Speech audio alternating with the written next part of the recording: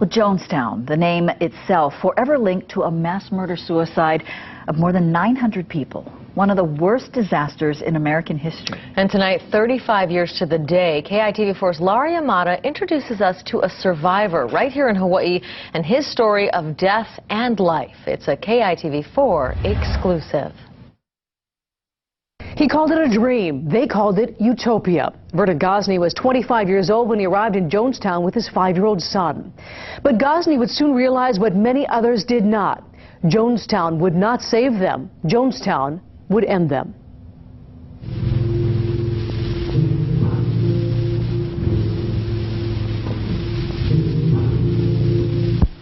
How very much I've loved you.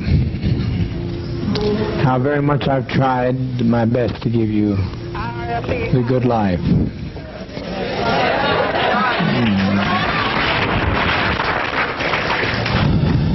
November 18th, 1978. That haunting voice as if in a trance. For nearly an hour, Jim Jones, the man who called himself God, drew his followers to their final moments. We've been so betrayed. We have been so terribly betrayed. This is Kuan Yin, goddess of compassion and mercy. In order to be free, I had to forgive him. I had to forgive the unforgivable. Lifted by the spirits on his walls. I love Kuan Yin's. Documented in the pages of his album. In his Maui home, Vernon Gosney relived the past. Welcome to Jonestown. From the People's Temple in San Francisco to the jungles of Guyana in South America, he says they came by the busloads. There's a sense of cohesiveness, closeness. Following Jones's simple message of equality, love, peace, and happiness. We started with about 141 people, and from that we've grown to a very thriving congregation of a few thousand. It started with a dream, and then things start to go wrong. Gosney says despite the lush green surrounding them, the homes built by their hands, fresh water was miles away, the soil was poor, and that dream began to die. There's a lot of things that wish I could have gone back and done differently, but I can't, I can't take back the past. Just days before the day of reckoning, cut off from their families, Congressman Leo Ryan had come to investigate. Gosney says despite a show of unity, it was he who revealed their suffering in a written note that would accidentally end up in Jones's hands. It was great terror and fear. I never thought I was going to get out alive. Several tried that day, reaching a small plane on a dirt airstrip. But Jones's supporters would follow, killing Congressman Ryan and 4 others. Gosney, shot 3 times in the stomach, he would escape to the jungle and survive, unaware who would not. For God's sake, let's get on with it. We've lived as no other people have lived and loved. We've had as much of this world as you're going to get. Let's just be done with it. In the aftermath, more than 900 lay dead from cyanide poisoning, including Gosney's 5-year-old son, Mark. There's not a day that I don't think about my son.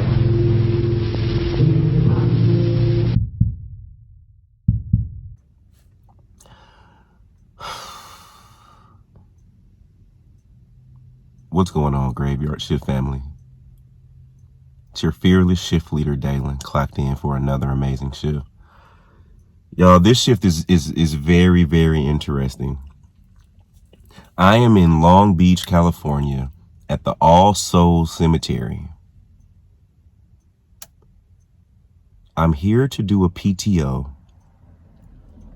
A woman by the name of Miss Dianne, who's a fellow shifter, reached out to us and said that she would like to try to contact her 3 siblings who all passed away in the Jonestown, I don't know if you would call it a massacre or just the Jonestown incident with the cult leader Jim Jones.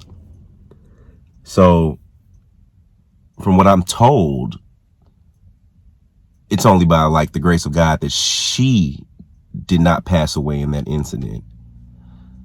So I've done my research. I just have so many questions.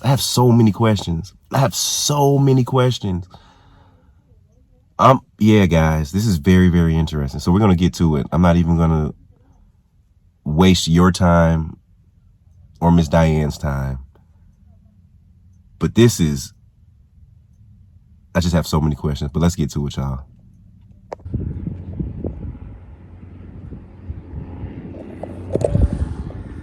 It is a beautiful day out here in Long Beach, California. In this resting community, the All Souls Cemetery,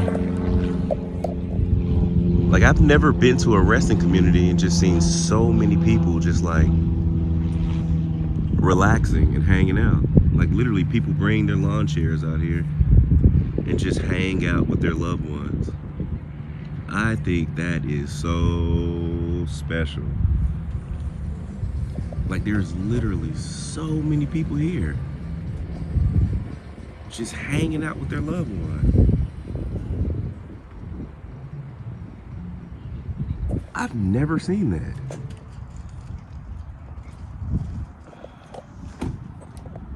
The sky is beautiful, the trees are beautiful. It's a beautiful breeze out here. The only issue that I think that we may run into is the fact that we're right by the airport. So we're probably gonna get planes flying by every few minutes, but we will definitely work around that.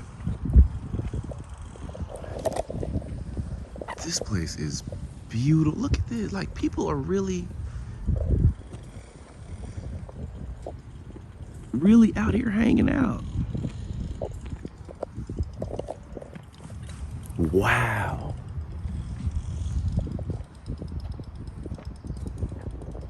That's beautiful. And it's like 10:30 in the morning. Granted, it's a Saturday, but I love that. I love that. The energy here feels so different than any other resting community I've ever been to. I don't know, it's like you can feel the love. All right, y'all, I know that's not why we came here, but I'm just taking it all in. I appreciate everyone that's resting here. I appreciate everyone that's resting here. All right, let's meet our fellow shifters.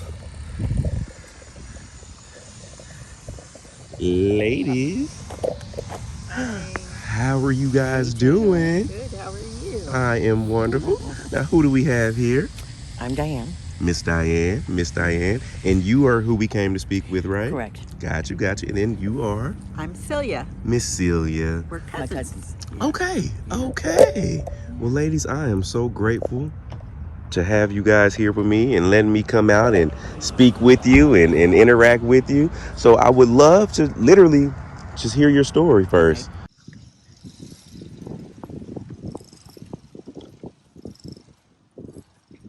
All right. Miss Dianne, first of all, thank you so much for bringing me a chair. Well, you're welcome. And thank you for coming all this way. Yes, of course. Y'all, she brought me a chair. She brought water. I am truly grateful. I'm old. It's the old. No, we don't say old. Okay. We say seasoned. Seasoned, okay. Yeah. I'm seasoned. No, y'all, okay. So, Miss Dianne, I am going to be 100% truthful with you. I've heard about Jim Jones. I'm very familiar with the name. I was never really familiar with who he was as a person and what he built and what happened with him. I've heard of Jonestown, but I never really looked into the story. So on the way here, I was watching a documentary. What's the name of it? It wasn't a real documentary. Okay. It was on YouTube. Okay. But it was a guy, he posted a video like 10 days ago. Oh. So I think it wasn't really a documentary. It was just, I guess, him just trying to explain who Jim Jones was as a person, his life, and then what led to all of that. And then, so I don't know. He could have been lying, but it was interesting to hear the story. But I'm glad to be sitting down with you, someone who was there firsthand, to just understand. Well, I'm glad to share my story with you. Yeah. Because I have never granted an interview to the media or any of the documentaries because they never get it right. Yeah. And they censor it and they cut it and they edit it to what we don't have control or what I wouldn't have control of. Yeah. And I like after knowing you and watching you for a while, I realized you are one person that I would do and would respect and trust my story with. Ms. Dianne, I appreciate you from the bottom of my heart, like sincerely. Just to be fair, I didn't understand what I was getting myself into with this. I thought you were scared. No, not at all, not at all, not at all. But I didn't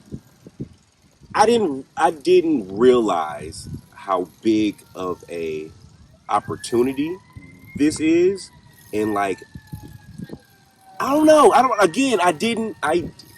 probably gonna edit this part because I feel like I'm just flustered. Okay. That's okay. But no, I guess what got me was literally I was listening to this as I was driving up here to meet you, and I was just hearing this man's voice saying literally like 900 and something people passed away that day. And then they were saying of that 900, 300 were children. 309 were children. Were children.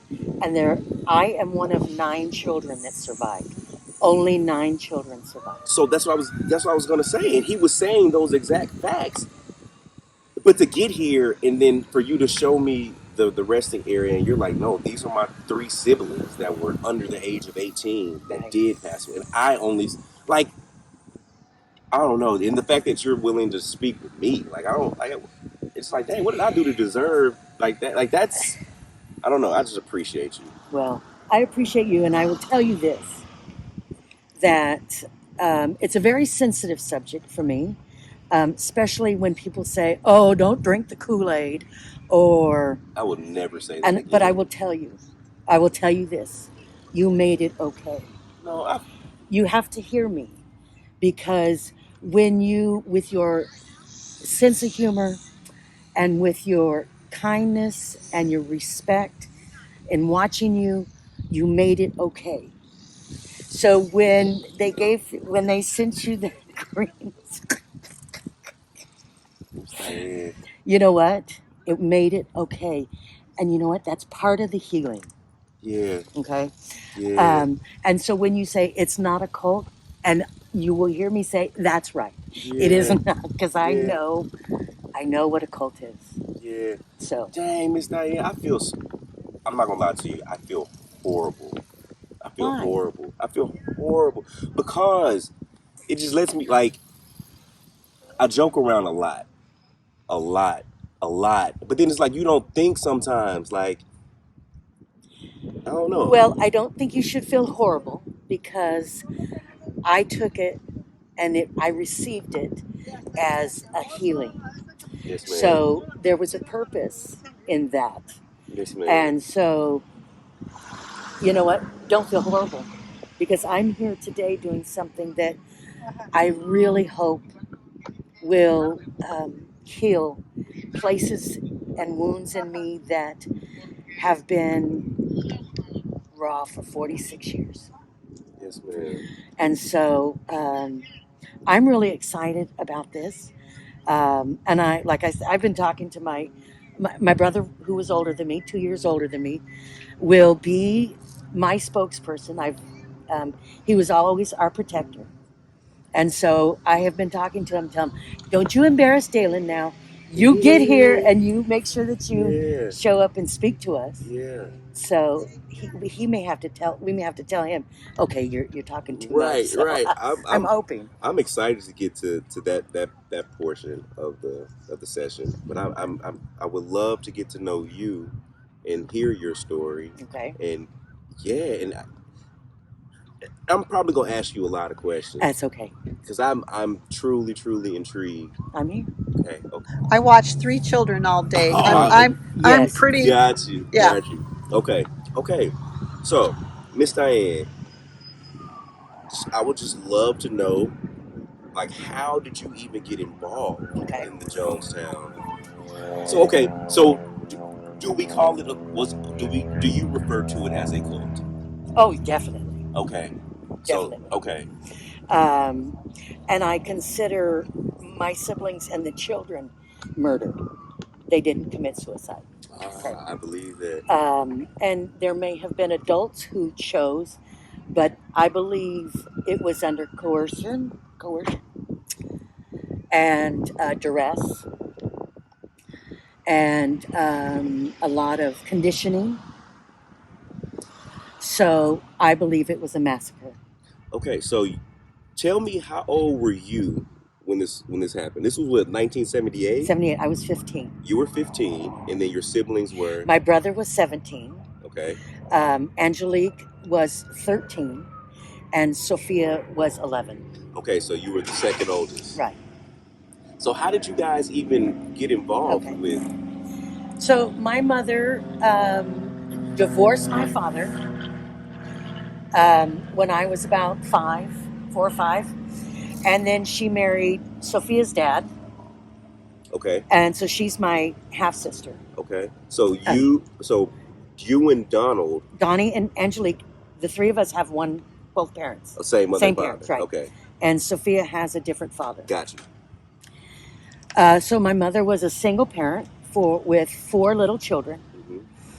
And she had gone to the Catholic church. She was raised Catholic, went to Catholic school, and she went to the Catholic church.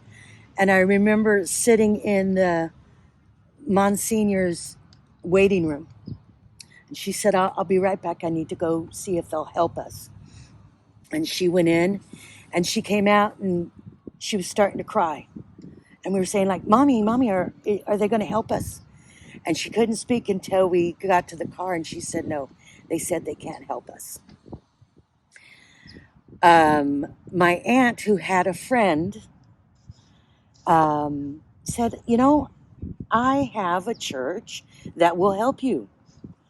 Why don't you come up and I'll introduce you to them? And that was the People's Temple up in Redwood Valley. So when I was listening to the video here, they were saying that the way they painted Jim Jones back then was that he was just like almost like this crusader for like human rights. Okay, so I gotta clear something. I've got to just really make something clear. So when I talk about the people or some of the people, is very different than his agenda. Okay. Yeah, okay. Yeah. So I think he had an agenda. Okay. And he knew that if he said, I will feed you, and I will put shoes on your feet, and I will make a roof over your head, and if he went to the poorest of the poor, he could get them to come in. And they were vulnerable. But he had an agenda. What do you think that agenda was? I believe that he was a narcissistic psychopath, that he was big on revolutionaries and, Che Guevara and Stalin and Lenin and Mao Zedong and communism and all of that. And I think ultimately he wanted to go down as this great revolutionary. Really? And the way to do it is have 900 people follow you. Okay. So they were saying in the video that the pivotal moment that, like, I guess inspired his, I don't know, just him want to just change human rights and all of this stuff. Hello. Who's visiting? Yeah. So they said that his father was extremely racist. I assume so. Okay. They said like extremely. Yeah. And they said that Jim. That's what they say. Tried to bring home a black friend one day. And the father flipped out, and that's what like was caused like that was the shape-shifting moment that was like all people are equal and which led to. I think that there was a, as he would say, that he was grew up on the wrong side of the track, poor family. From what I've heard, and he said, is that his father was very racist. But I think here's my take, is that what happened was I think he thought, well, I'll get my father back. I'll piss him off. And then he realized that he had power when he would say, I'll do this for you and I'll feed you and I'll, civil rights was a big thing then. Right. And he went to a church and they wouldn't let black people in. Right. And he said, well, then I'll, Start my own. And right. But at some point, the power got to him. Yes. And so you feel like the initial intent, do you think was a good intent? I didn't say that.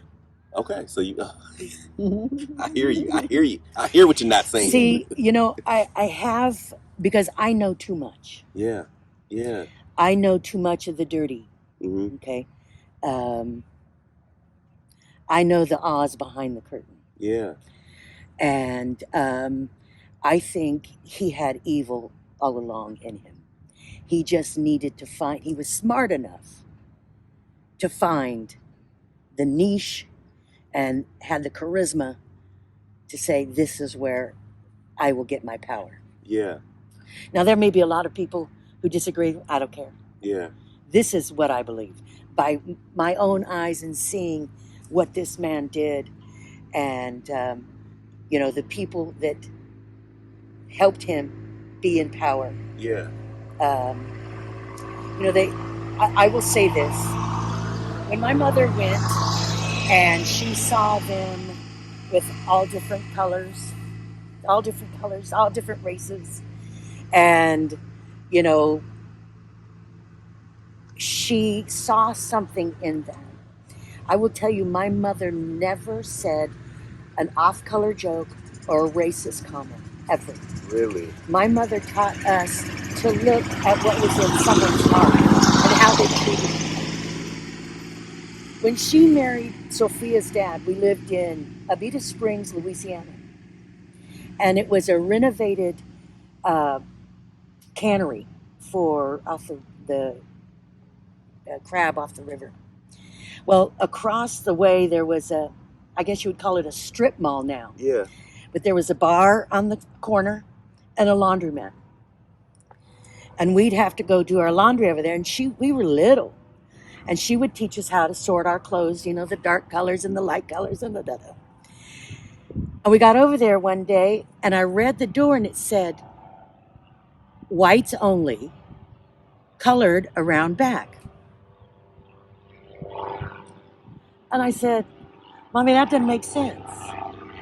Why do you have to take the dark colors back there? I thought they were talking about the clothes. The innocence. Yeah. Okay? And then realized that at the bar, there was a window that said, colored served in the back. Yeah. So, I wasn't raised. Yeah. With racism. So when she found this church, it was like, wow. So the lady, the family member said they knew a place that you could go that would her check friend. you in. Uh-huh. So was she still married to Sophia's father No, when this happened? They weren't married very long. Okay, so he was. Okay, They were all out of the picture. Gotcha. So now it's just her and then all of the kids. 4 kids, right? 4 kids, Uh-huh. and so the family member tells you about this new church. Right. My aunt's friend. Right. Said, Marianne, I know a church up in Redwood Valley. Why don't you go with me? And so they went up, and my mother came back, and she called us all into the kitchen, and she said she had a keychain. In fact, I have that keychain, or I have maybe not that exact, but replica. And she said, I met this wonderful man. And I said, is he a new boyfriend? That's funny. Well, and I'll tell you a story why that's not funny. Okay, no, I didn't mean that. No, that's okay. No, that's okay. Dang, you just keep all my little jokes just be bombing. I know. No, and she said, oh no, he's this wonderful man, and he's going to help us. And within a week, they had a moving truck come to our house and moved us to Redwood Valley. So the church paid for essentially your move. Everything. Really? Yeah. Okay. And I would tell you, the guy who was driving the truck, we called him Teddy Bear. He had to have been 6'6", black, just the sweetest man. So everyone that we encountered were genuine, caring, loving people. So, but what was the convincing factor to get your mother to bring her and all four of her kids to live wherever? Because they promised her a place to live. Okay. That her children would not go hungry. Okay. They would have clothes and shoes on their back. Yeah. And that they would help her get on her feet. Get on her feet. So, like, what mother would not take that opportunity? You know, she was on welfare. We were getting brick cheese and canned meat. Yeah. And she was struggling. And how could she not? I mean, the Catholic Church turned her down. Yeah. I think if they had been able to help her, it would have never. It wouldn't have gotten to this. But then again, you know. You just never know. Yeah. So do you?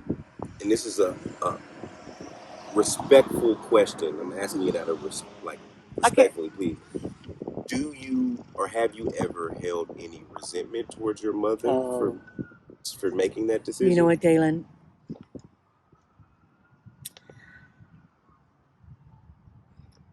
Too many years.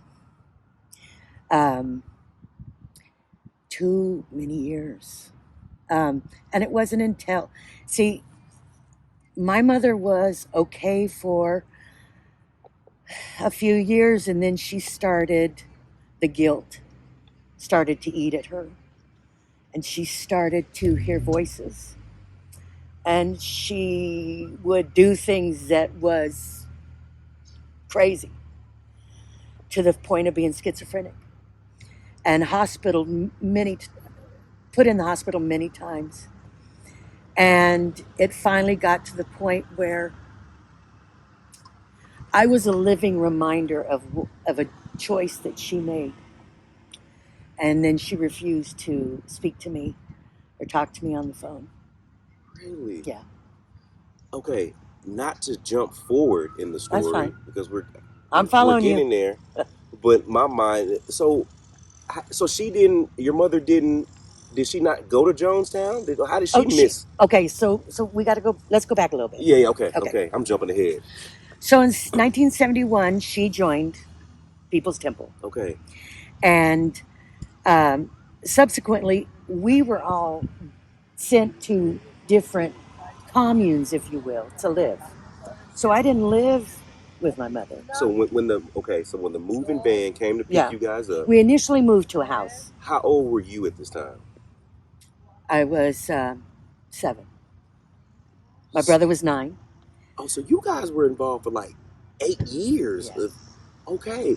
So at 7 years old, the moving van comes. Your mother tells you, "We're leaving. We're moving to this." Oh, we're moving to this great place. It's got a pool inside the church. How could you? So you guys, like, this is a new life. I'm excited. Okay, so Teddy comes and picks you up. Right. And what does that first day look like? You pull up to what?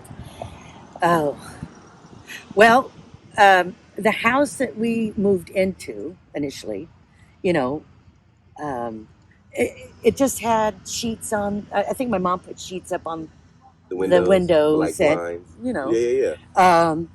And it had the grass was dead, but it had a green apple tree. Lord, we ate so many of those green apples, made us sick. Really? So was it just y'all in this house? Just us in this house. And it only lasted for a short amount of time. I can't tell you how long. Yeah. Longer than a year, though, you think? Oh, no. Okay, no, we're talking months. Months, okay. Because when we moved again, the school district was different. So we changed to a different school. Got you. And we weren't in the original school for very long. So then it got to the point where I remember being told that my mother was ill, that I would need to go stay with with someone else so she could get better. So, okay. How do they just bring you to an empty house? Like, so they just had properties all over and they would go recruit people and then put them in a house for temporary stay? Well, lots of times what they would do is they would have people turn over their houses, okay? And then turn them into communes and have, So people that would join the cult would then, I did read that, they would essentially sign over all their possessions to the church. So, okay, so now he might have 20 houses. If not more. Yeah. And so when he's meeting people, it's like, okay, Dianne, you and your family can go stay in Brian's old house for a short period of time. Wow. Okay, so then someone comes to you and tells you your mother's sick. Well, right. I don't know. Sophia stayed with her because she was 7, 6, 5. She was like 3. Yeah. So she stayed with Marianne. And that's your mother's name. Yeah. And for a long time, and I'll explain that. That Angelique, Donnie, and I went to 3 other places, and I will tell you, by the grace of God, I landed at a place that could have not been better. Yeah. It was scary. I didn't like living away from my siblings. I was afraid of what was happening to them, if they were safe. Yeah. But I lived at the ranch, and this ranch was church run, and it was for mainly men who had disabilities. Some were mental disabilities, some were physical disabilities, and yet then there were the other side where it was church members' kids. And you know what's funny? This is funny is because I thought, well, am I? You know, and I will say the word, I know it's not PC now, but, you know, am I retarded? Yeah. Because I was put here, but I was young. You know, what else are you supposed to think? But it had farm animals and, you know, the kids I went to school with, there were kids there that I went to school with. So. Also, the school you went to wasn't the church school. It's a real school, but only some of y'all were from the church. This was it's still in River Valley. This is early. Okay. We went to school in Jonestown. Okay. In the Jonestown school. But this was early on. Got you. And I can't tell you where my brother lived. I don't know where he lived. I just know he didn't live with us. Right. And I'm not sure where Angelique went, whether or not she was safe. Okay. That is something that has haunted me because of information that I have later found out. So anyway, so then that was for a couple of years. And then we moved back with her. So are you going to school during this time? Oh, yeah. We're going to normal school. But y'all are just going home to separate places? Right. Are y'all not talking to each other? Yes, but see, this was part of his plan. Yeah. That you break up the nucleus of the family. And you divide them, and it weakens the strength of them. Right. And so, I mean, there was and if you longed or cried for them or missed them, that was seen as a weakness. Okay. Yeah. Okay. So then we moved back with her. Back with your mom. Back with Marianne, yeah. And they had this woman by the name of Pat Grunnett, who was in the Peace Corps. She had done, I don't know, maybe 4 or 8 years in Tanzania, in Africa. She was a school teacher. So she was a godsend. Okay. She mothered us. She cared for us. She taught us. She was incredible. That was a blessing. It's taken me a long time to see the blessings, because for a long time, all I could see was the darkness. And part of the healing is being able to see the blessings, because I hated all of them. I hated all of them. But that wasn't authentic to my experience because I had little blessings along the way. And I think that's why today I'm not wackadoo. Yeah. Yeah. Yeah. So, okay, so now you, it's like, what is that? right. Okay, so now you guys, you said you moved back in the house with your, right. Okay, And now this is just, just be straightforward, okay. Dalen. You don't have to Beat around the bush. Okay. Just go right for it. I just noticed every time I say your mom, you correct me and say Mary. Okay, so here's one of the things that Jones, and I will refer to him as Jones. Okay, and why is that? Because he doesn't deserve both names. That's fair.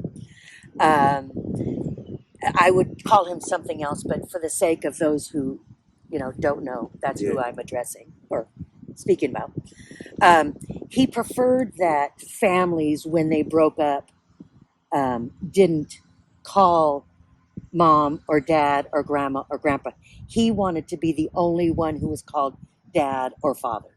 Really? Yes. So everyone addressed everyone by their first name or whatnot? Well, there were those, and that one in particular who said, I am your grandmother, and you will address me as your grandmother, because it was normally just call them by their first name. Right. And when she called her grandmother Helen, she said, I am your grandmother, and you will always refer to me as Helen, as grandma.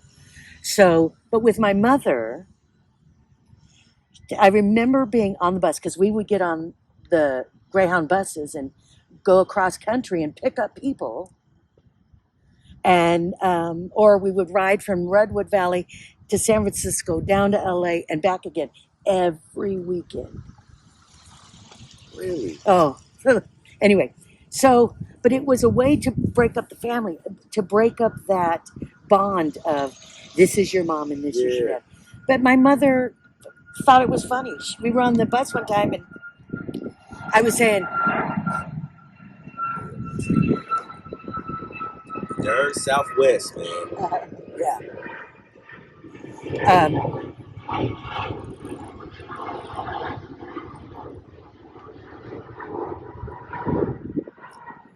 She said, I kept saying, Mom, and she wouldn't answer me. And whoever was sitting next to me, I said, watch. I said, Marianne. She said, what? That is not funny. It's the condition. No, it's the condition. Yeah. It was, and she thought it was funny. And so it's all these little pieces of conditioning. Yeah. That. Do you still find yourself now? Still, I guess. But do you find yourself now still falling into some of those same conditions? So no. Okay. No, you've because reprogrammed. Well, I still, out of habit, will say Marianne. Right, that's what I mean. Or I will say Mom. It depends.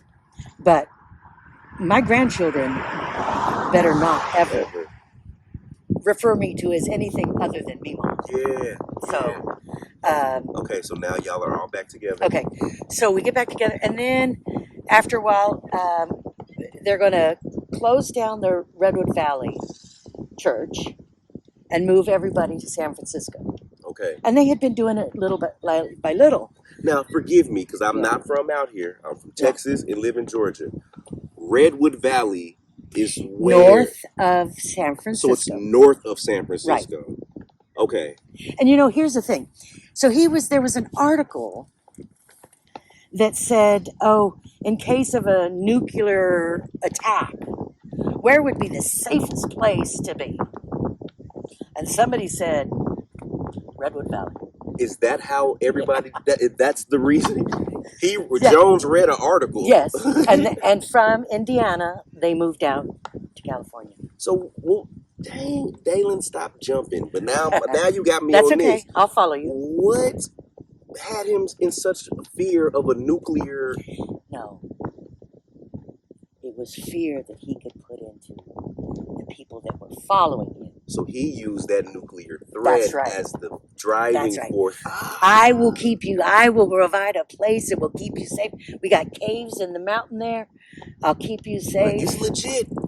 Arnold wrote an article about it. Yeah. Like, that is wild. He used fear a lot. Fear was really based on how he controlled and desensitized and conditioned people. Okay. Mm-hmm. So back to that. And so here's the thing. This is what I want to say.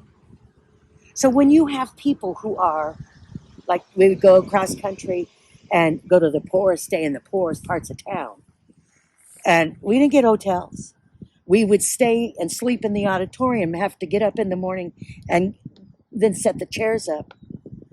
And so that's what he was drawing in. And, you know, when you have poor people who are hungry and who don't have clothes, it doesn't matter what color they are. Right.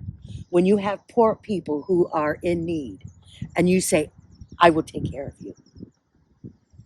Yeah. There's that power. Yeah.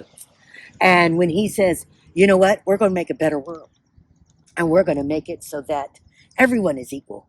And they're like, yeah, this sounds good. But see, you know, I have this picture in my head of, you know, the plate spinner at a circus. Yeah. Okay, so you got the guy and he's spinning plates.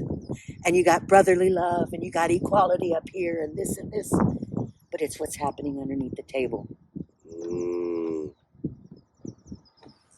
That was the evilness that was him. But you keep spinning them plates. Yeah. Okay.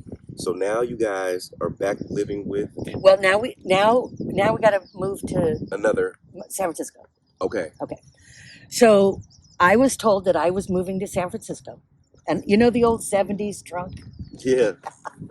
So all of my belongings, blanket, pillow, and everything else.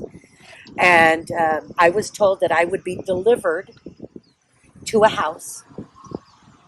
And when I got there, my trunk was carried up to a room, an empty room, had nothing in it but curtains. And it was a nice house. It had evidently been a very nice house. The trunk was set there, and I was told someone will come for you shortly. So you're in this house by yourself? Yes. And I was 10 or 11.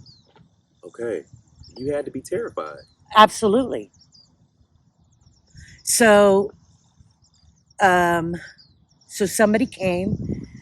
Her name was Patsy. We became very good friends. How old was Patsy, probably? Oh, she was an adult and she had children, okay, know, younger than me. Now this is the hard part, Dylan, because I don't remember where I was taken. Okay.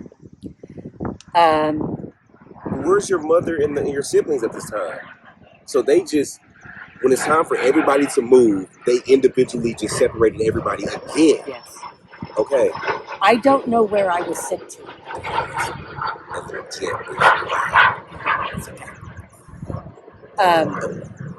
I don't remember where I went to. Okay. Now, some say that when you go through traumatic experiences, you lose some stuff. Yeah. But what I will tell you is I didn't lose any memory from Jonestown. Mm. But you were also like 9th, 10th grade. You know what I mean? Like that's right. I was thinking about that when you were telling me your age, because I was like, I wonder, being a child, like how much did you understand that was going on? But then when you were telling me you were like 15, and that's old enough to see some things. Yes. You know what I mean? Oh, right? I saw a lot. But right. I will tell you this. You know, there's tapes, and I'll tell you where you can go to listen to these tapes. Mm-hmm. They were able to get the tapes that were recorded there. And I can tell you where I was sitting. Yes. Really? Yes. Really? Okay. So you don't remember where you were? So we went to. So then something happened, and I just ended up where my mother was at. Like just by happenstance? Well, I went there because I was lost. I say lost, but it was like I didn't want to be where I was at. Okay. And she was my mother. Yeah. And I was thinking she would keep me safe or, find me a bed or something. So that was a whole odd situation. And then we ended up, here's the strange thing.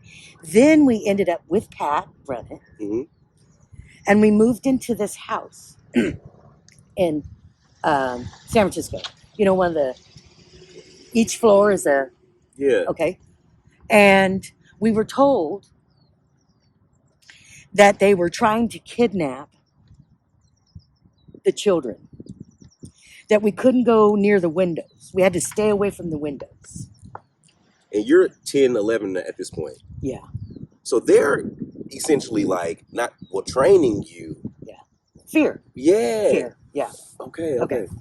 So anyway, so then, you don't know. It's so funny when I talk to people who are younger than me, and I'll say, remember when the night lights went out in New York? Yeah. And all the okay. I should know you. And I say, you remember when the lights went out in New York and all the flights were canceled? And they say, oh, yeah. I said, well, I was supposed to be flying to Georgetown that night, and it had to be delayed a week. Wow. Okay. So now this is 1977. Okay. My brother had already gone down to Jonestown. So how did Jones get from y'all operating in California? Well, he said... Well, that's when they started investigating him. Well, not at first. See, it started with, he said, I'm going to build you a place, a paradise, where you can walk down the streets and pick fruit, and you won't have to lock your doors, and I'm building you a place. Right. And so that's what started in, I think, 73. Okay, so he started moving people out there in 73. Well, not initially, it was just the work, those who could cut the jungle down and harvest the wood so they could have wood to build the cottages. And we're talking the soil in a lot of areas was just clay. So they had to, we're talking jungle. Yeah. I'm talking jungle that nobody had been through except for the Amerindians. Yeah. So you have to fall the trees, and then you have to burn the brush, and then you have to bulldoze it. You have to do, it was a lot of work. Those first team of people that went were incredible, worked so hard. And what they were able to do was incredible. So were these just regular parishioners that just had to go over there and work, or were these people that were skilled in labor, and they was, you know what I mean? Well, you used to be a construction worker back in the day, come over here. Yes, they did choose certain ones who had some skills, but then a lot of people, quite a few people, were sent because they had the muscle, and so then it was like you learn as you go. Yeah. The coordinators, the people who were in charge there at the time, the coordinators were Charlie and Joyce. Okay. Well, what's funny is that after Jonestown happened, my mother and Charlie ended up getting married. Really? Yeah. That's a whole other thing. But anyway, so and they sent kids that were trouble here in the States over there and sent them, and they were the muscle, especially one of the disciplines is they had to dig the latrines. Wow. Yeah. Yeah. So they'd get down, and then when it's raining and you still have to dig, then the water slush. It's just, yeah. Yeah. So, which wasn't funny, but it was funny. So you knew that people were going over there, and your brother went when? He went, I'd have to look it up, but he was over let's see, I went in 77. He might have gone in 76. Okay. Okay. And it's all built out by then? No. Oh, wow. Oh, no. So he's over there working. And he was doing electrical work. Did he have at 17? At 16 at this point? He was... I'm about to say, did he have a background in electricity? No, he's well, 16. he worked on the radio. Uh-huh. And he had experience in that. And he was so smart. He could take... In fact, when we lived in L.A. before we moved up to Redwood Valley, he had this little transistor radio. And it didn't work. And it would, be scratching. He couldn't tune in the thing. And I remember him taking it apart. And he told Mom, I need a solder gun. What do you need a solder gun? I need a solder gun to fix my radio. I was 5, he was 7. Oh, wow. He fixed it. That is and funny. It worked. Yeah. And you know what he did? One day, I was going to run away. I was mad because I had stubbed my toe, and she told me I had to put on white pair of socks so the ink wouldn't get in the sore. Mm-hmm. And I wanted to wear a colored pair of socks. And I said, I'm running away. And he said, why would you not? Right. He said, you better take my radio. You'll get bored out there. That is funny. Anyway. That's funny. So, and that's him. Yeah. That is his personality. I really hope that his personality can come through when we do talk to him, because he was a big tease. Anyway, I'm sorry. No, you're fine. So, so he had already gone down, and then I was supposed to go. I was supposed to be there. His birthday is July 22nd. Mm-hmm. And I was so hoping that I would arrive on his birthday. And as it ended up, I ended up getting into Jonestown on the 23rd, the day after. Okay. So what were they telling you was your reason for going over there? Oh, we were going to build and, continue building this utopia. You just got randomly chosen to go? No, everybody was going to go. Oh, everybody, the whole... Oh, yeah. Okay, got you. Was going to go. Got you.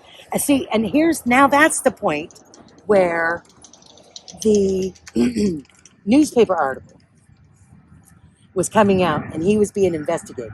Because there's a whole lot of going on. Yeah. So, what was I saying? You were saying that that's when the news article was coming out. That he was being investigated. And investigated for what, though?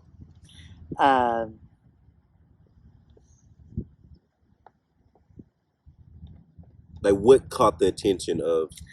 That they were, I believe what it was that they had children, they had children's homes, foster children, and were claiming getting money from the state. Oh, so it was something like, it was some shady work. It was shady stuff. Okay. Yeah.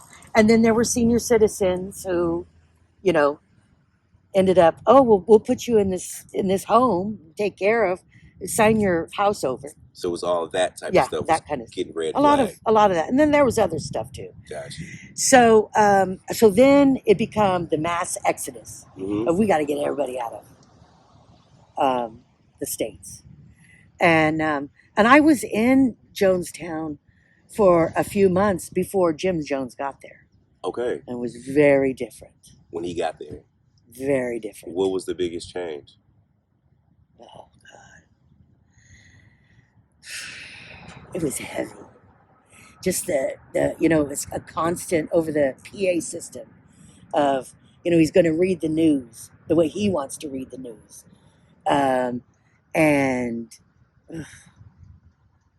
It was just, everybody was on edge. Yeah. So before he got there, you guys were... no. I mean, here's part of the problem, Dalen, that when you have teenagers who's going to be your workforce, and you tell them you're going to work 12 hours a day, okay, and you're not going to listen to your music, and you're going to turn in your radios, and all this capitalist dancing, all of that, we're not going to have any of that.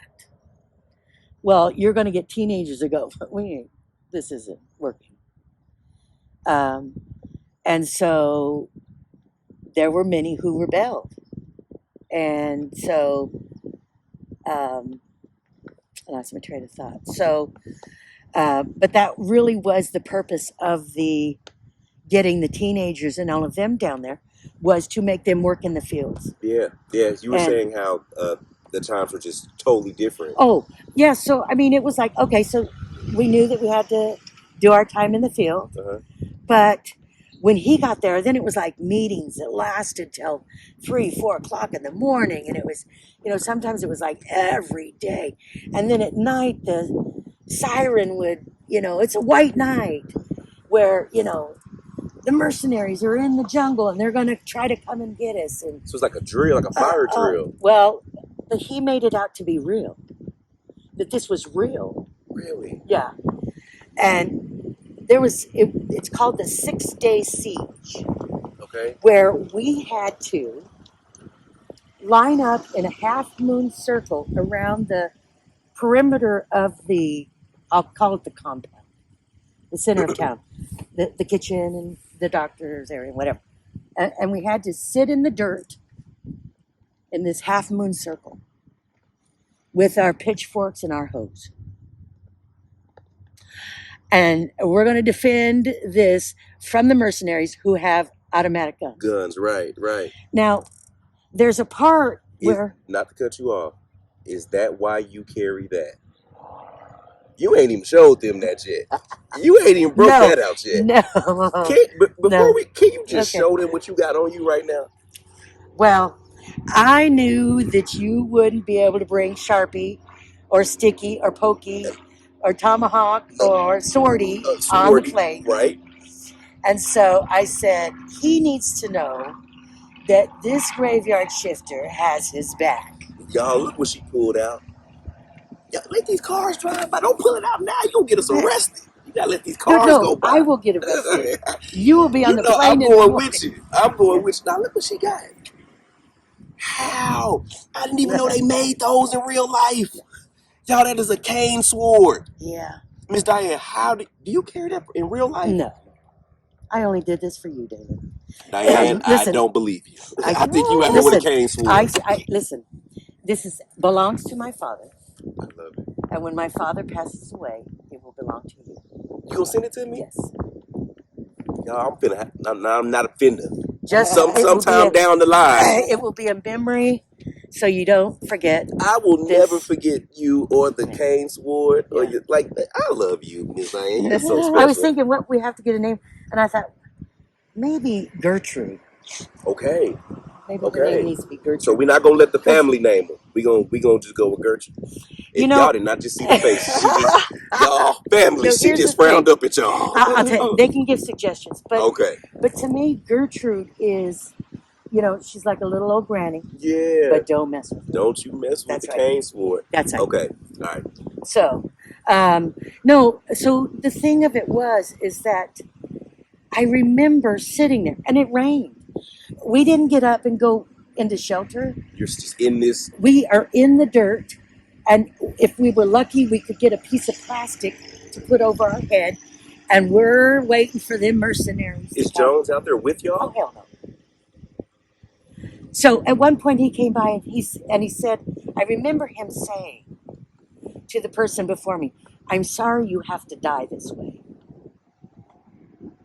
Now, when he got to me, you know what I heard? What's that? You won't have to die this way. Now, I can't tell you that came out of his mouth. That's what you heard. But what I heard. Yeah. And what I believe was a divine intervention that said, like a premonition. You're not going to die this way. But I would sit there and think, okay, so we only have a half moon. We got a whole nother over here that nobody is. So you're thinking this at 15, 16, at 15. 14, 15. You're like, this don't even look right. No. See, I was thinking in very different terms. One of the first white nights, which was, I know now was a practice, conditioning suicide. And, he said, well, we may have to just kill ourselves so they don't take our children and put them in concentration camps. Jones says this. Oh, yeah. You know, they'll take our children and they will torture them and put them in concentration camps. What are we going to do? How are we going to, you know? That's planting the seed right there. Conditioning. So he said they had dorms. Initially, there were dorms built. And then eventually there were smaller cottages built. But there were dorms. There was 5 dorms. And somebody said, well, why don't we all take the bunk beds? Because there was maybe 30 bunk beds in this dorm. It was big. Mm-hmm. And take all the bunk beds out and get everybody in there, and we'll wrap it in explosive wire. And you know what I'm thinking? I will be the one. Right. Yeah, I volunteer for that job. Seriously. Yeah. That was my thought. Yeah. Wow.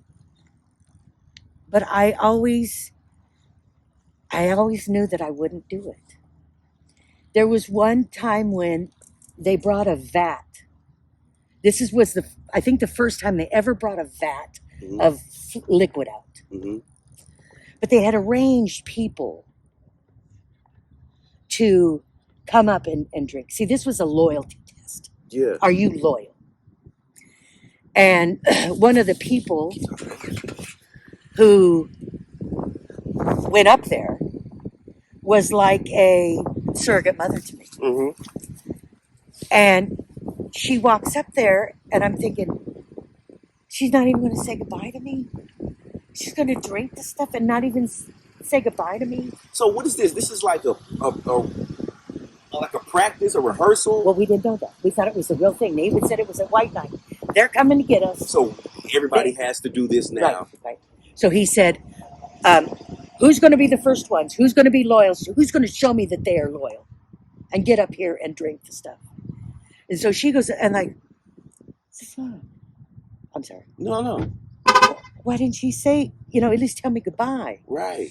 So she drinks the stuff. They have 2 security guards next to her, and she falls out, and they lovingly carry her off to the side somewhere. So she dies immediately. Right. Not foaming at the mouth that cyanide does. Right. I've studied it. Yeah. Cyanide death is terrible. What it does is it sucks the air out of your body to the point that you are gasping for air. You may foam at the mouth. It's a very painful death. But she didn't. No, she was, Okay, so then I see Sophia in the line. Your sister? Yeah. And I said, Sophia, come here. And I had her sit on my lap. And I said, Sophia, are you scared?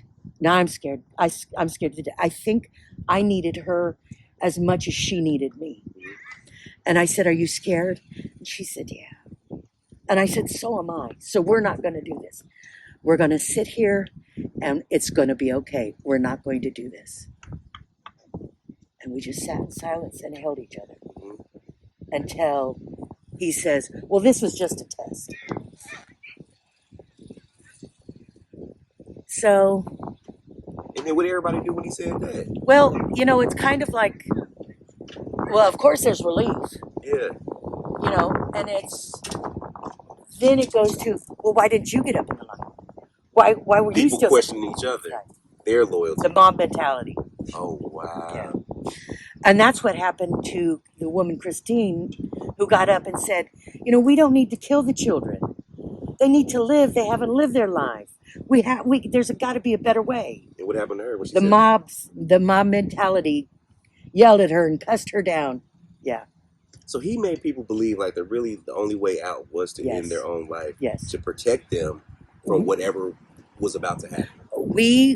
I recall him saying they will take your children, they will torture them, and they will put them in concentration camps. Now, who is the they that he was referring to?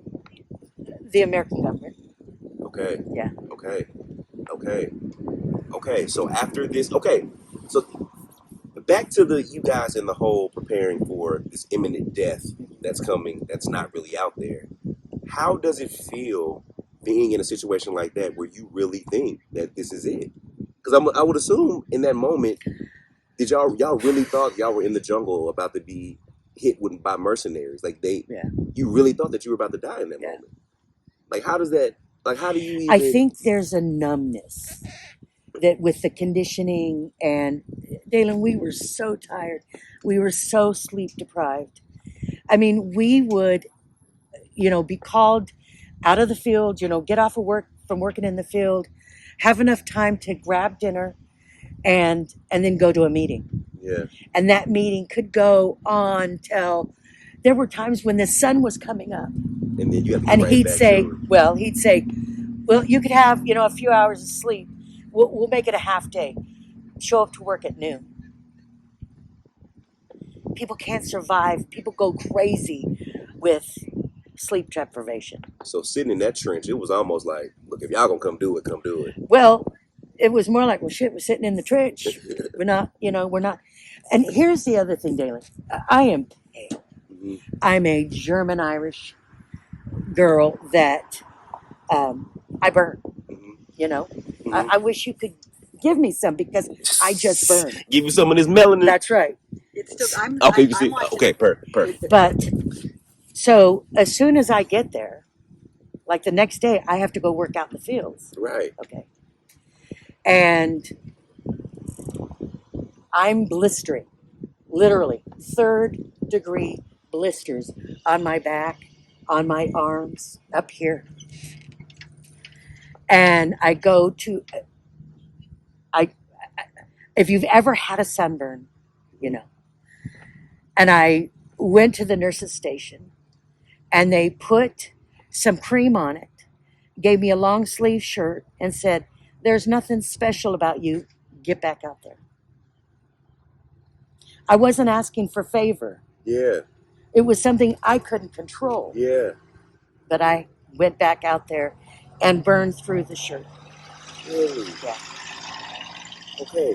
So now you guys, you run through the cyanide test. And then what happens after that? Well, you know what, Dalen, what's really funny is I remember the meeting where the doctor and the nurses and we're all talking about, okay, so what are the measurements? How much do we need? Because he's going to be kind and say, I don't want him to suffer. Right, So how what's the measurements? How much is it going to take? How much phenobarbital do we need to add? And how much Valium and this and whatever do we need to add so they don't suffer? I don't care how much you add. Yeah. They're going to foam and they are going to suffer. Okay. I remember that meeting. Can you imagine? Just the children alone listening to that. Yeah. There's a numbing. There's just a numbness that you have to disassociate from that. But So how many people are in this meeting? Well, or in these meetings? At the end, there was 900 people. So it's that many people in these meetings. It's like a town hall almost. Everybody. When that siren goes, everybody has to go there. And so you meet up like in an auditorium? It's called the Pavilion. Okay. And it was an open tent. It had a green canvas tent on the top. And it was probably, I could get the dimensions for you, but it was big. And they had movable benches that they made from the wood from the jungle. Yeah. And some people stood up, but if you weren't working, most people weren't somewhere else working at night, you had to be in the meeting. Okay. Yeah. Okay. So now where are we in the story? You guys practice run. They're giving you guys the ingredients and the measurements to make this drink. Well, they're discussing the amounts, yeah. And you know what's interesting, and I have to say this, that there were always times that I said to myself, my dad's going to come get me. My dad will come get me. So where was he at this time? When they divorced, he, remarried again and was, He said that he tried to find us and couldn't find us, but so anyway, so I always had it in my head. I one way or another, I wasn't going to do this. Right. So, okay, there's a part that, is there something that you want to, because there's a part I want to tell you. No, go ahead. Okay.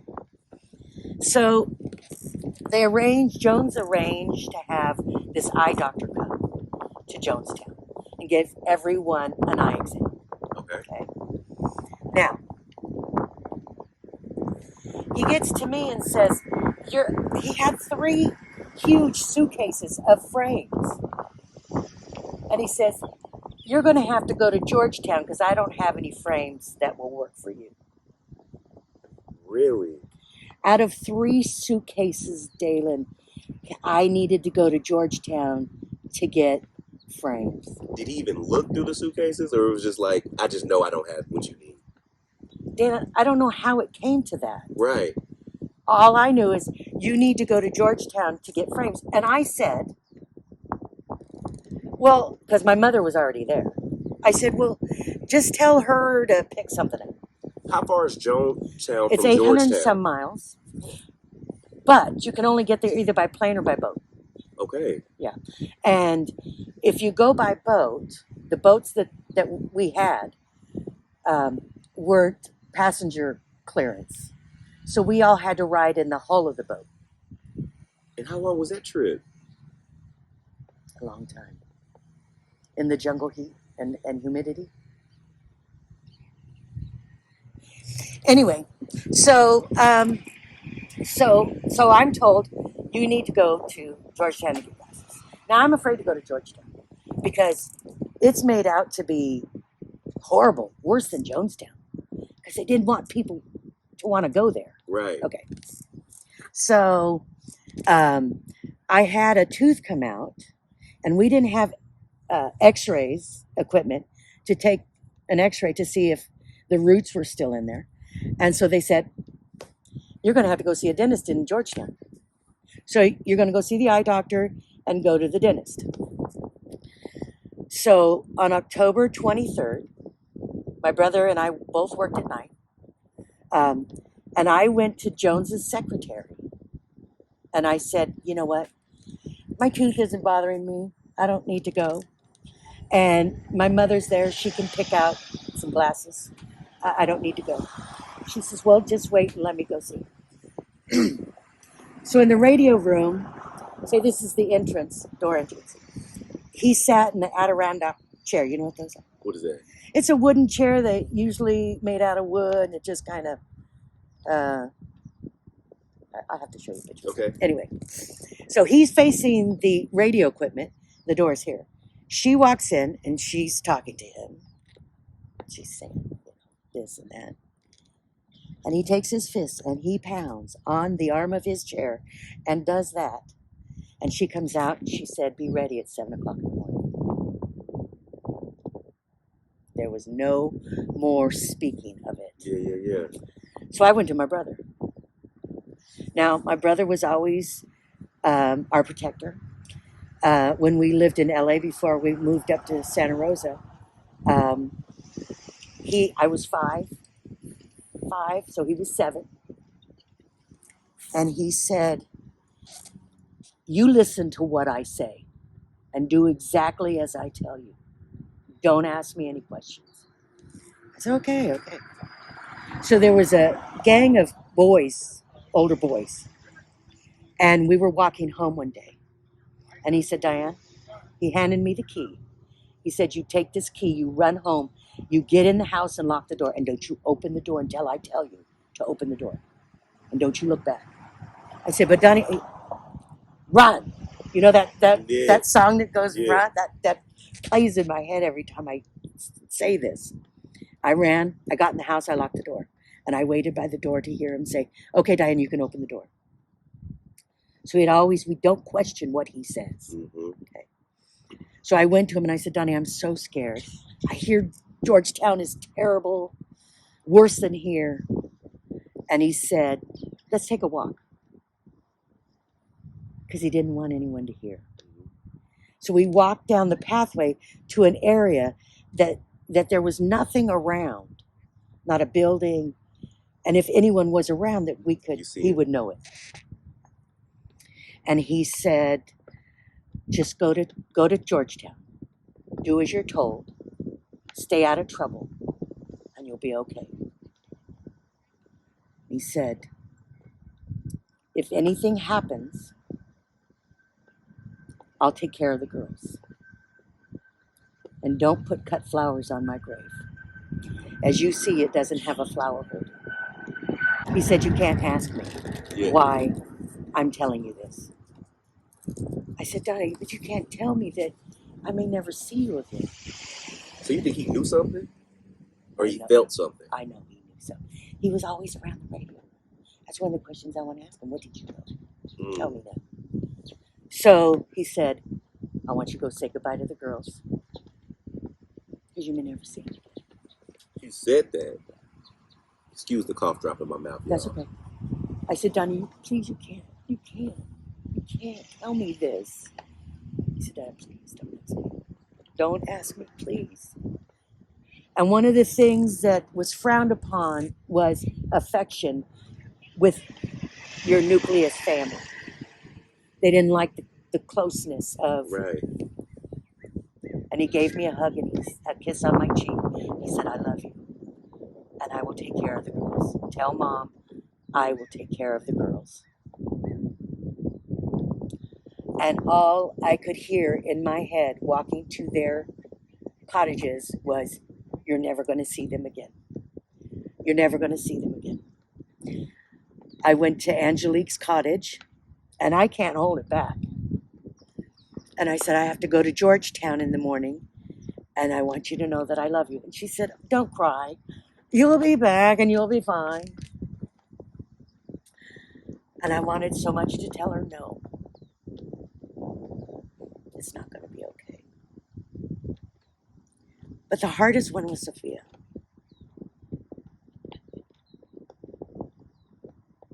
And we just held each other. And I couldn't save him. That's the hardest. That's where the survivor guilt comes from. Yeah. I couldn't save him. And as much as my brother wanted to, he knew it wouldn't be safe for me to know. Because he would, if I start to look like Tammy Faye Baker, y'all, with my makeup, don't you dare. You're fine. So, so I went and said goodbye to them. And in the morning, I found my really good friend, and I said, you'll never see him again. You'll never see him again. And I left stuff saying, I'm coming back for these. Most precious possessions I left because I knew I was going to come back. Right. And I found my friend, and I gave her a hug, and I said, I'm going to Georgetown. I just want you to know that I love you. And she slapped me in the face. She said, oh, Diane, you're so emotional. You're just going to Georgetown. You will be back. She didn't have a clue, but I knew. And what's really odd is we got on the tractor, and it was probably 3 to 5 miles from the compound to the edge of the entrance to the place. And I sat there looking back at Jonestown. And it was like going through a tunnel. And it was getting smaller and smaller. And all I could hear in my head is, you're never going to see them